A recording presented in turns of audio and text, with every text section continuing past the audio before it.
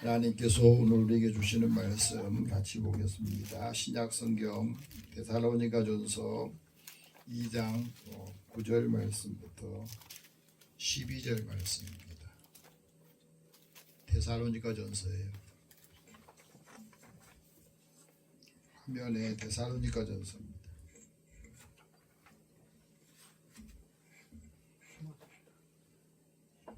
영상의 데살로니가전서 2장 9절에서 12절 말씀입니다. 티모데로 나와 있는. 우리 같이 이 말씀을 읽으면서 하나님께서 사도 바울을 통해서 우리에게 주신 말씀으로 함께 받기를 원합니다. 9절 말씀 같이 읽겠습니다.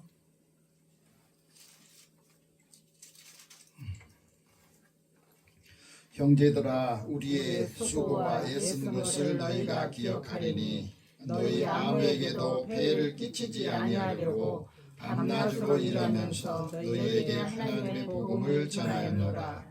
우리가 너희 믿는 자들을 향하여 어떻게 거룩하고 옳고 흠이 없이 행하였는지에 대하여 너희가 증인이요 하나님도 그러하시도다.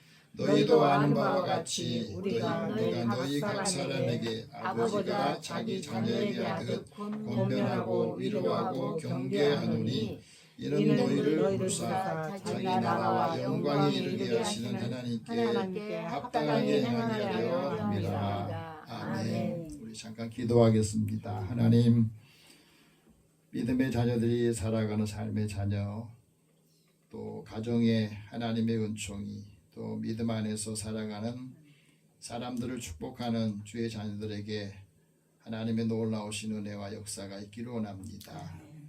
또 명절 기간에 하나님께서 주신 이 말씀을 통해서 함께 나누고 사랑하면서 행복한 주간이 되게 하여 주시고, 하나님의 말씀이 살아 역사 역동하는 믿음의 사람들을 축복하여 주옵소서. 아멘. 예수님의 이름으로 기도드립니다. 아멘. 우리 옆에 계시며 서로 인사 나눕시다. 하나님, 당신을 사랑하십니다. 하나님 사랑합니다. 하나님 은혜가 함께하기를 원합니다. 하나님 은혜가 함께하기를 원합니다. 명절이어서 또 가족들을 만나기 위해서 떠나신 분도 있고, 예배에 먼저 참여하고 이들을 감당하려는 분도 있습니다. 설 명절이 되면 가족들이 준비할 것이 많죠. 가족을 맞이하기 위해서 설 맞이 준비를 하는데 음식을 장만하고 집 안팎을 또 깨끗하게 쓸고 닦으면서 준비할 것이 많아요. 근데 이 가사와 돌봄이라는 게 우리 가정에서 일상인 것 같고, 또 가족들이 성장하고 살아가는데 필수적인 활동이기도 해요. 김창옥 씨가 하는 토크 쇼에 보니까 어느 집 며느리가 힘들어가지고 신청을 했더라고요. 자기 시어머니가 손이 너무 크대요. 이번에 보니까 기독교 집안에서 성장해서 자기 집은 제사가 없는데 시댁은 제사를 지내는 거예요. 명절이 되면 또 제사를 지낼 때마다 시어머니 손이 얼마나 크든지 전만 부치는데 9시간, 8시간. 김장할 때도 뭐 400포기를 해가지고 형제들 나눠준다 그러는데, 시어머니가 일을 하지만 뒤에서 이제 돕는 역할을 하는 사람이 더 힘들거든. 직접 하는 분들보다 준비하는 것이 힘들잖아요. 그래서 그거를 좀 시어머니한테 지혜롭게 좀 줄이자고 해야 되는데, 시어머니 많이 해서 많이 나눠준다 그러는데, 나이가 젊었을 때는 여건이 혼자서 다 하는데도 이제 나이가 들면 힘들어지잖아요. 그러니까 그 일을 돕는 며느리 입장에서는 너무너무 힘든 거예요. 견디다 못해. 이 가사노동의 그 가치라고 하는 것은 굉장히 큰데도 사람들이 볼 때는 별것 아니라 생각한대요. 통계를 보니까 2019년도에 우리나라 가사노동의 가치가 약 490조라고 그래요.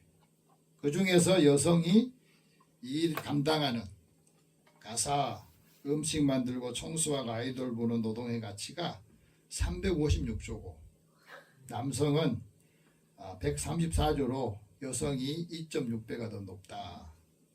그래서 노동의 강도가 굉장히 커서 요즘에 보니까 이제 남성들도 많은 돕는 역할을 하더라고요. 제가 하나로 가서 시장을 보는데 지금은요 카트를 부부가 많이 와가지고 많이 돕더라고요. 보니까 전에는 여자분들이 많이 오셔서 했는 장을 봤는데 요즘에는 그만큼 보이지 않은 그 수고에 대한 가치를 나누고자 하는 사람들의 그 마음들이 더 커진 것 같습니다. 중요한 것은 어떤 일을 할 때마다 보이지 않는 손에 가족들의 그 땀방울을 기억하고 감사하고 격려한다는 게 중요하죠. 현대인들이 성장하는 삶을 살기 위해서 매일매일 치열한 삶을 살고 있습니다.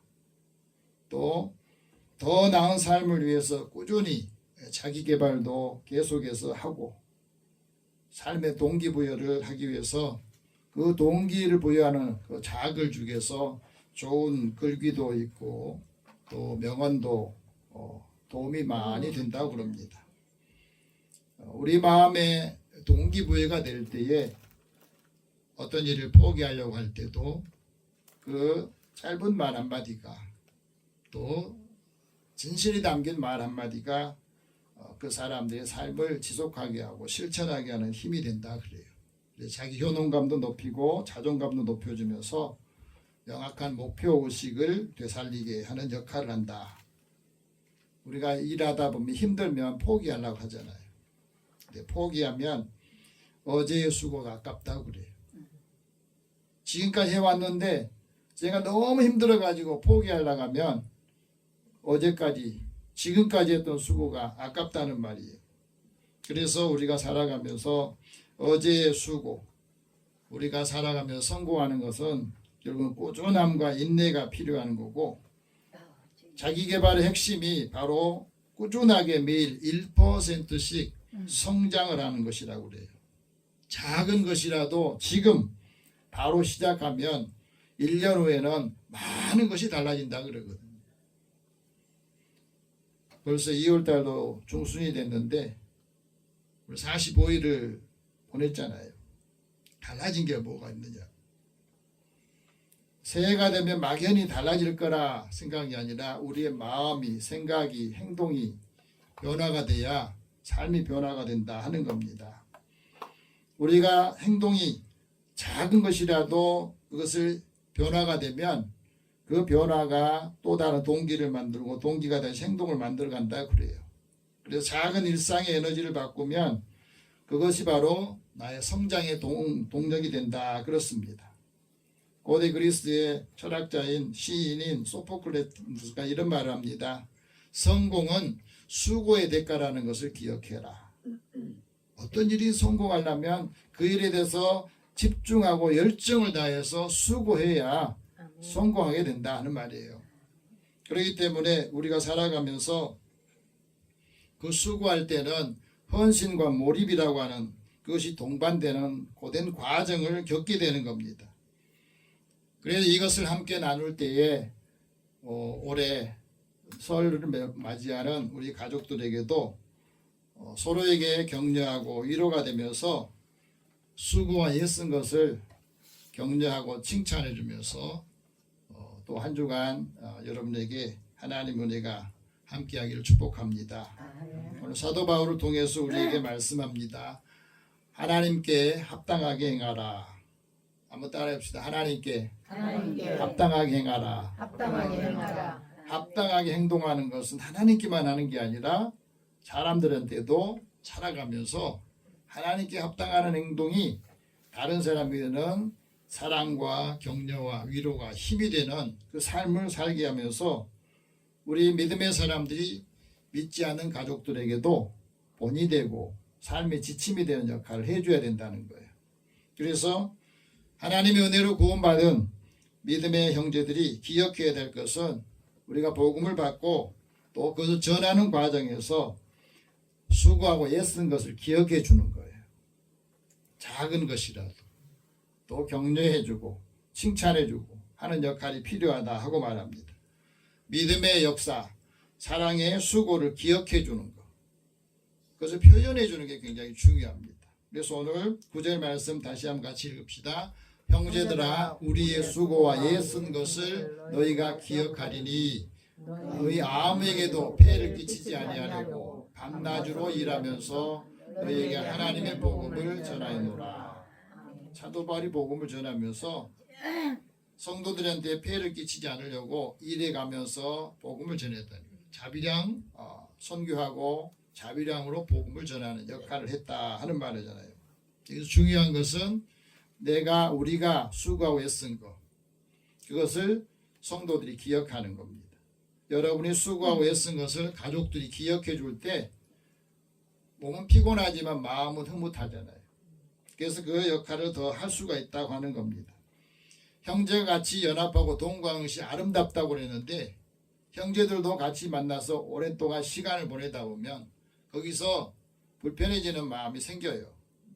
서로 비교하고 보이지 않게 약한 사람들은 작은 말 한마디로 상처받고 거기서 좋은 만남이 오래 지속되지 못한 이유 중에 하나도 그겁니다. 연합하고 동거한다, 같이 산다고 하는 것은 하나님 보실 때도 선하고 아름답다 그랬거든요.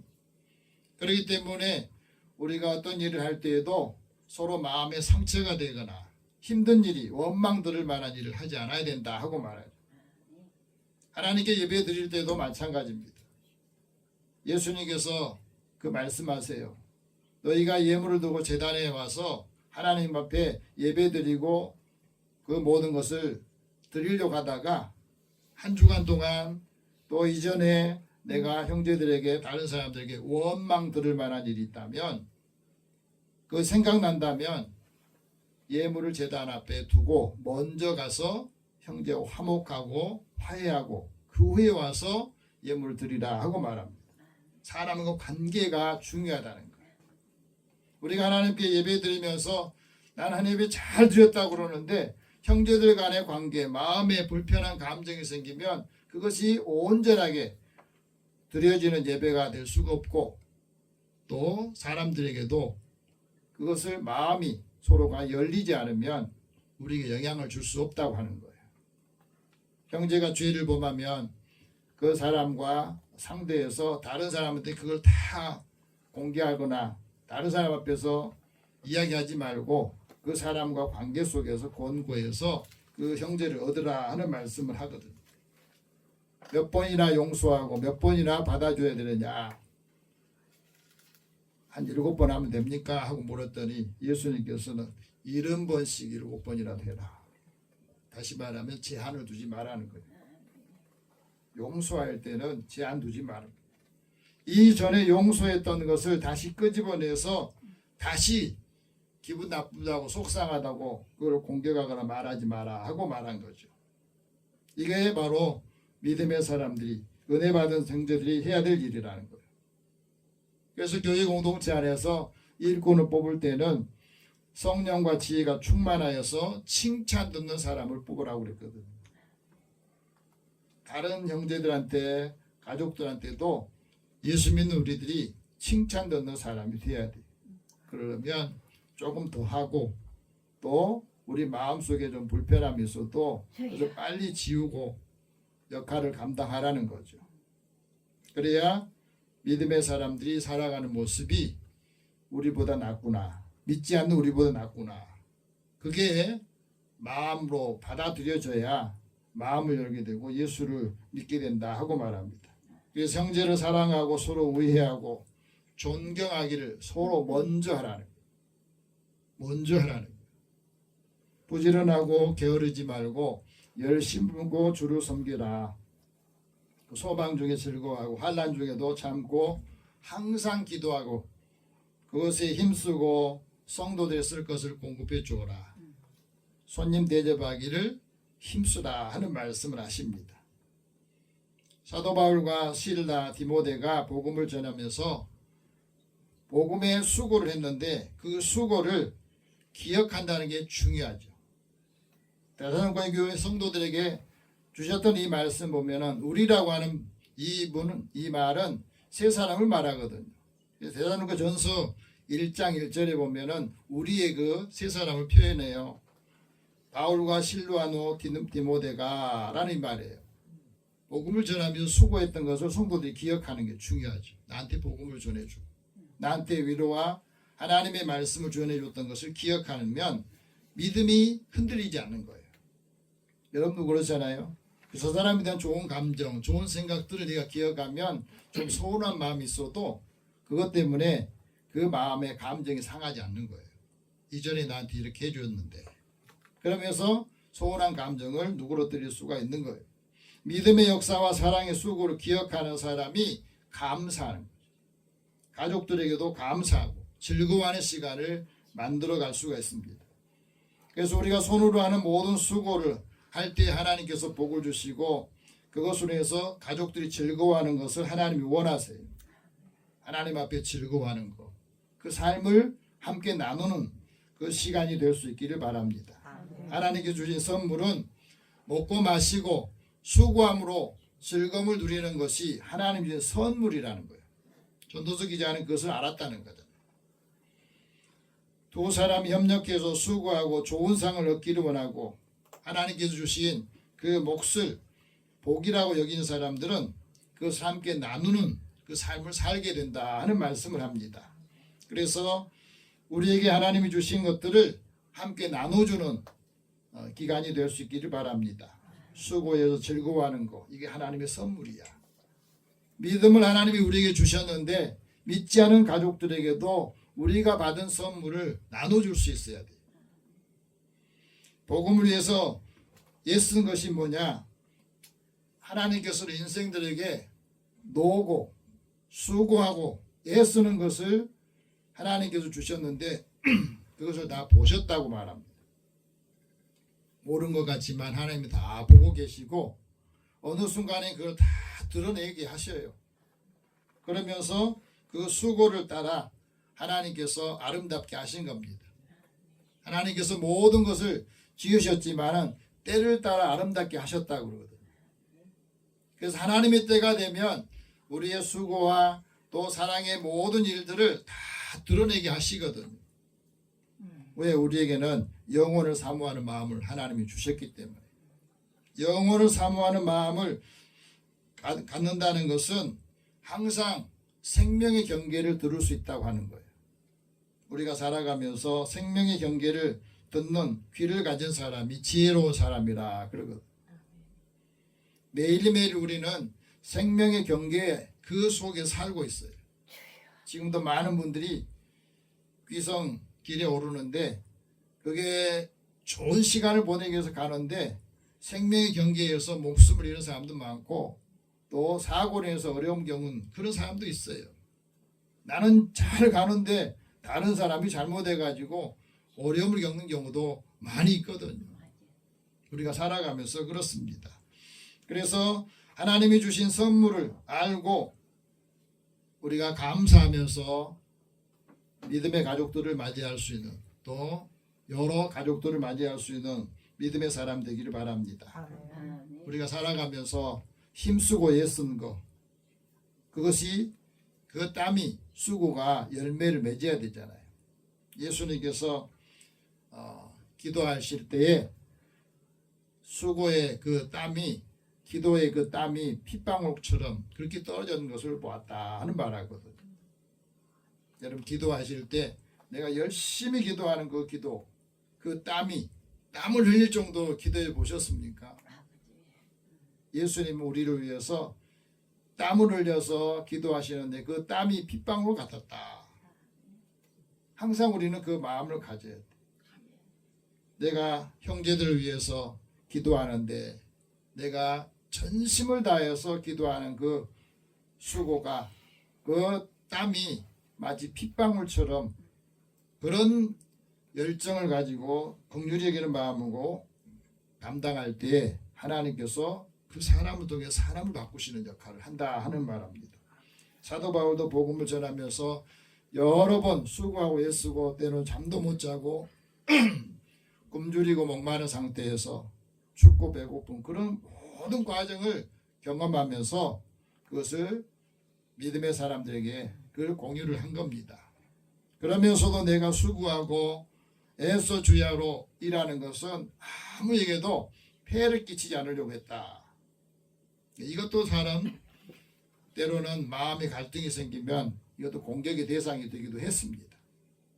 하지만 그것에 대해서 마음 상처받지 아니하고 복음을 전할 수 있는 그 힘을 얻었던 겁니다. 우리가 수고하고 애쓴 것을 성도들이 왜 기억해야 되느냐? 수고를 기억할 때 감사함이 있어요. 우리가 수고했던 것들을 다른 사람이 기억해 주는 때 작은 것에도 감사할 수 있어야 돼요. 하나님의 은혜를 현재 믿음으로 살게 하는 힘이 바로 이 기억입니다. 수고하고 애쓴 것을 기억할 때 그 사람은 배부르고 형통할 때에도 그 은혜를 잊어버리지 않는 거거든요. 사람이 이전보다 더 나아지면 예전에 내가 힘들고 어려웠을 때를 늘 기억하고 있어야 다른 사람에게도 그것을 베풀 수가 있고 줄 수가 있는 거거든요. 마음이 교만해지면 사람들 하나님의 은혜를 잃어버립니다. 그리고 수고하고 애쓴 것을 기억하면 그것을 통해서 내가 가장 기본적인 것, 중요한 것을 잊어버리지 않습니다. 내 자신이 수고하고 애써서 얻은 것이지만 하나님께서 나한테 주셨구나. 그래서 이것을 아름답게 사용하고 다른 사람에게도 그것을 나눌 수가 있는 거예요. 함부로 낭비하지 않고 무엇을 하든지 하나님의 영광을 위해서 다 사용한다고 하는 겁니다. 우리가 사랑하는 것들을 통해 다른 사람에게 폐해를 끼치지 않다. 이 말은 애쓰고 수고한 것을 기억해 주면 이것이 바로 하나님께 합당한 일을 행하는 것이다 하고 말합니다. 그래서 사람들에게도 가족들에게도 나를 통해서 폐해를 끼치지 않기 위해서 내가 작은 것이라도 돕는 역할을 하는 거예요. 그 역할을 못하면 입으로 칭찬도 하고 또 격려도 해주는 역할을 해야 된다는 거죠. 하나님께 합당하게 사는 사람이 그리스도의 증인이요 그리스도의 복음에 합당하게 산다는 것은 어떤 의미냐? 하나님을 믿는 사람들, 예수 믿는 사람들이 사람들을 향해서 어떻게 행동하는지를 생각하라는 거예요. 세 가지를 생각해야 돼요. 오늘 10절 말씀 같이 봅시다. 우리가 너희 믿는 자들을 향하여 어떻게 거룩하고 옳고 흠없이 행했는지를 대하여 너희가 증인이요 하나님도 그러하시도다. 믿음의 사람들이 증인이고 하나님도 우리의 삶의 증거가 되신다는 말이에요. 다시 말하면 믿는 사람들이 행동할 때는 항상 세 가지를 생각하라는 거예요. 하나는 내가 지금 거룩하게 행동하고 있는가. 거룩하게 행동한다 하는 말은 우리에게 하나님께서 주시는 온전한 거룩하게 하신 것을 통해서 우리의 영과 혼과 몸이 그리스도께서 강림하실 때까지 흠이 없이 보존하기를 하나님은 원하시거든요. 이 거룩함이 다른 사람과 구별되는 것, 삶을 보여주는 거거든요. 그래서 우리가 거룩하게 기도하고 입맞춤으로 형제에게 늘 무난하라고 말합니다. 성령께서 우리에게 거룩함이 우리에게 순종함을 통해서 다른 사람들에게도 하나님의 은혜를 전달하는 역할을 한다는 거예요. 두 번째는 옳은 행동을 했는가 하는 거예요.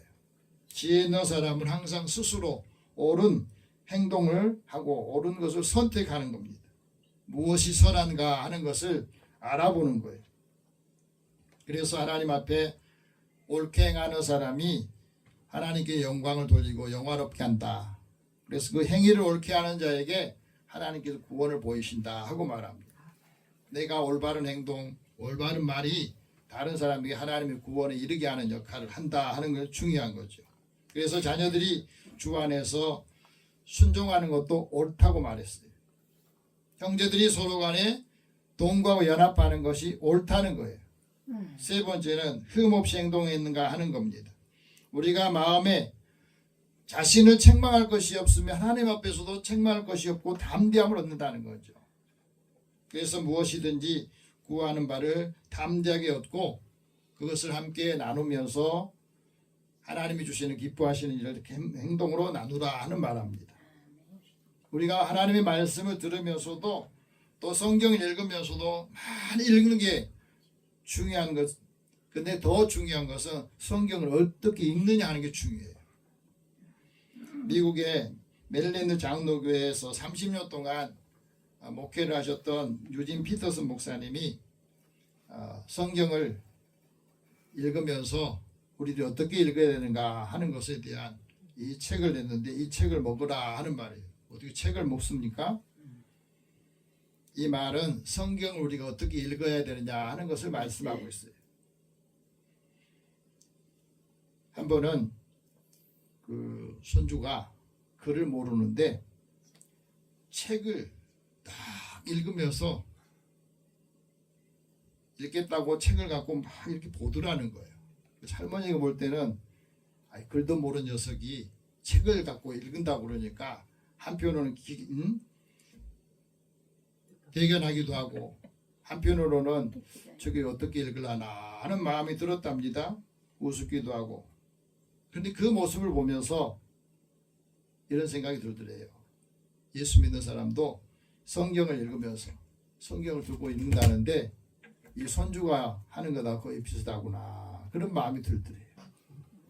성경을 읽는데 읽었는데 읽지 않은 것 같은 거. 성경을 읽는다고 읽었는데 경건한 삶을 산다고 하는데 진지하지 못하고 또 이해를 못하는 거. 성경을 너무너무 소중하게 여기는데 문제는 자기 삶에 아무런 상관이 없는 거. 이거 성경 읽는 것이 아니라는 거예요. 책을 읽었는데 그 책에서 내용을 아무것도 갖지 못하는 거. 글을 모르는 사람이 책을 읽는 것 같은 그런 모습이더라는 거예요. 우리가 살아가면서 그렇습니다. 하나님의 말씀을 읽고 성경을 읽는 것은 그 말씀대로 사는 것이고 그 말씀을 진짜로 하나님의 말씀이 나한테도 이게 적용되는가 하는 것을 내가 항상 확인하는 거예요. 성경에 보면 베레아 사람들이 그것을 했어요. 베레아 사람들은 하나님 말씀 읽으면서 이 말씀 읽고 이 말씀 나한테 적용을 해서 이 말씀이 정말 나한테도 그 말씀이 옳고 이 말씀이 능력인가 하는 것을 항상 성경을 읽을 때마다 자신에게 적용했다는 거 아니겠어요? 많이 하는데 아무것도 맛보지 못했다면 그것은 무슨 소용이 있겠느냐 하는 겁니다. 교회 공동체는 회의나 정책으로 움직이는 게 아니라 하나님이 주시는 이 말씀을 통해서 자양분을 얻고 우리의 삶의 나침반이 되고 판단의 척도가 되어야 되는 거예요. 그래서 한 가족, 부부, 교회가 함께 읽고 서로 나누면서 같은 마음을 갖게 하는 게 중요하다는 거죠. 예수님께 자꾸 하시는 것을 불만을 가졌던 율법사들에게 예수님께서 말해요. 너희가 성경에 기록된 것을 어떻게 읽었느냐 하는 걸 말하죠. 어떻게 성경을 읽으면 그 성경 안에 있는 말씀, 하나님의 말씀을 읽었는데 예수를 대적하고 하나님이 하신 일들에 대해서 건건히 시비를 걸고 그러냐 하는 거예요. 잘못하면 다른 사람한테 상처를 주기도 하고. 그래서 예수님 말하잖아요. 바리새인들, 율법사들에게 너희가 어떻게 성경을 읽었냐 하는 말하는 거예요. 다시 말하면 성경을 죽은 문자로 읽지 말라는 거. 하나님의 말씀이 살아있고 이 말씀을 읽고 난 다음에 나한테 하나님 무슨 말씀 하는가 하는 거. 네 가지를 이야기합니다. 기독교의 독서는, 거룩한 독서는 읽고 귀를 연다는 거예요. 하나님의 말씀을 읽을 때 귀를 열어야 되고 또 귀가 열려야 들을 귀가 하나님의 음성이 들리는 겁니다. 들을 귀가 있는 사람이 복이 있단 말하잖아요. 두 번째는 이 말씀을 읽으면서 묵상하면서 입을 여는 거예요. 기도하면서 마음을 열고 또 하나님이 하시고자 하는 것에게 발을 내딛는 것이고 말씀을 읽고 우리가 살아갈 때에는 우리의 몸을 열어서 섬기고 봉사할 때 그게 성경을 잘 읽는 거라는 겁니다. 단순히 글만을 읽지 말라는 거죠. 그래서 하나님께서 우리에게 무엇을 원하는가 하는 것을 그 선명하게 이해를 하고 믿어야만이 하나님의 뜻을 따라서 삶어 우리의 삶에 변화가 있다 하고 말합니다. 두 번째는 하나님께 합당하게 행하는 사람은 각 사람의 권면하고 위로하고 경계한다는 거예요. 오늘 본문 11절 같이 봅시다. 너희도 아는 바와 같이 우리가 너희 각 사람에게 아버지가 자기 자녀에게 하듯 권면하고 위로하고 경계하노라. 우리가 해야 될 일이, 이제 가족들이 모이면 해야 될 일이 뭐예요? 세 가지요. 권면하는 거예요. 권면할 때도 받아들이지 않으면 그게 불편해질 수 있습니다. 권면은 알아듣도록 권하고 격려하고 힘쓰게 하는 건데, 이 권면을 잘 들을 때 지혜가 있는 거거든요. 안 받아들이면 소용이 없어요. 위로의 영성이 우리의 마음의 공간을 채우고, 하나님이 위로가 환난 가운데 있는 사람들을 위로해 주는 역할을 해요. 가족들이 만날 때는 예수 밖에 있는 분들은 모르잖아요. 하나님의 말씀을 위로한다는데 그 사람들한테는 암호와 같은 거니까 같은 한국말을 해도 못 알아들어요. 그러니까 마음에 와 닿을 수 있도록 위로해 주는 역할을 해야 된다. 세 번째는 경계하라는 말인데, 이 경계라고 하는 말은 우리가 받은 은혜의 증거를 확실하게 사람들에게 알게 하는 거예요. 합당하게 행하는 사람은 믿음의 선한 싸움을 싸우고 영생의 은혜를 취하는데 그 선한 증언을 통해서 나타난다 하는 말합니다. 오늘 우리가 믿음 안에서 살아가는데 함께하는 사람들에게 선을 행하고 서로 나눠주기를 잊지 마라. 하나님께서 이것을 기뻐하시고 이것이 바로 제사고 예배다 하는 말씀하시거든요. 세 번째는 하나님께 합당하게 사는 사람이 하나님 나라와 영광에 이르게 하는 삶을 산다 하는 말합니다.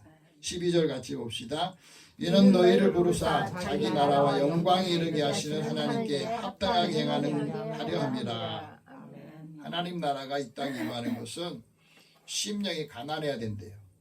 예수님 말씀하잖아요. 그래서 우리가 거듭나야만이, 물과 성령으로 거듭나야 하나님 내에 들어갈 수 있고, 예수님 안에 있을 때 하나님 나라가 이미 임했다고 말씀하거든요. 우리의 삶을 더한 삶을 살려면 먼저 구할 것이 하나님 나라, 하나님의 의를 구할 때 이 모든 것을 더해 주신다고 말씀합니다. 오늘도 하나님께서 우리에게 주신 이 말씀을 체험했던 사도 베드로도 이런 말합니다. 복음을 전하다 보니까 하나님께서 하시는 일들이 보이더라는 거예요. 어떻게? 하나님은 사람을 외모로 보지 않더라. 하나님을 경외하면서 의를 행하는 사람들은 다 하나님이 받으셨다는 것을 깨닫게 되었다. 이방인들도 그것을 알게 된 겁니다. 그래서 하나님 나라는 먹는 것과 마시는 것에 치중하는 것이 아니라 성령 안에 있는 하나님의 의와 평강과 그 기쁨이 있어야 돼 하나님 나라가 임하더라는 거예요. 여러분, 우리 가족들이 이것을 모를 때에 이제 우리가 삶을 통해서, 우리의 행동을 통해서, 말을 통해서 같이 나눌 때에 그게 가장 필요한 게 뭐예요? 칭찬하고 화평을 도모하면서 덕을 세우는 말을 하라. 아멘. 덕을 세운다는 말은 듣는 사람에게 은혜가 돼요. 말하는 사람이 중심이 아니라 듣는 사람에게 은혜를 끼치는 일이 덕을 세우는 일이다 하고 말합니다. 그래서 이 은혜의 모든 것들이 믿음 안에서 하나님의 영광 이르게 하고, 그것을 통해서 함께 기뻐할 때 예수 믿는 우리를 통해서 믿지 않은 가족들이 하나님의 은혜, 이것을 좀 느끼게 하라는 말씀을 하고 있습니다. 아멘. 하나님의 영광을 위해서 하나님의 믿음의 사람들이 그 역할을 감당하라 하고 말합니다. 이게 바로 하나님께 합당하게 행하는 길이에요. 이게 바로 하나님께서 우리에게 주신 자랑의 면류관을 얻게 하시는 그 선물이고 역사다 하는 것을 이제 가족들과 함께 나눌 수 있기를 축복합니다. 아멘. 기도하겠습니다. 살아계신 하나님, 한 가족들 형제지만 믿음 안에 있는 사람, 믿음 밖에 있는 사람, 예수 안에 있는 사람, 예수 밖에 있는 사람이 생각하고 살아가는 가치관이 많이 다릅니다. 그러기에 우리가 먼저 그들을 하나님의 은혜의 자리로 이끌어서 믿음의 가족들이 하나님 나라, 하나님 주시는 큰 기쁨과 은혜의 삶을 사는 것을 이제 가족들에게도 전하고 삶을 통해서 하나님께 영광을 돌리도록 인도해 주시옵소서. 아멘. 믿음의 자녀들 때문에 온 가족들이 기뻐하고 또 감사하면서 아름다운 명절을 맞이하게 하여 주시고 아멘. 그리스도의 선하신 뜻을 이루게 하여 주옵소서. 아멘. 예수님의 이름으로 기도드립니다. 아멘.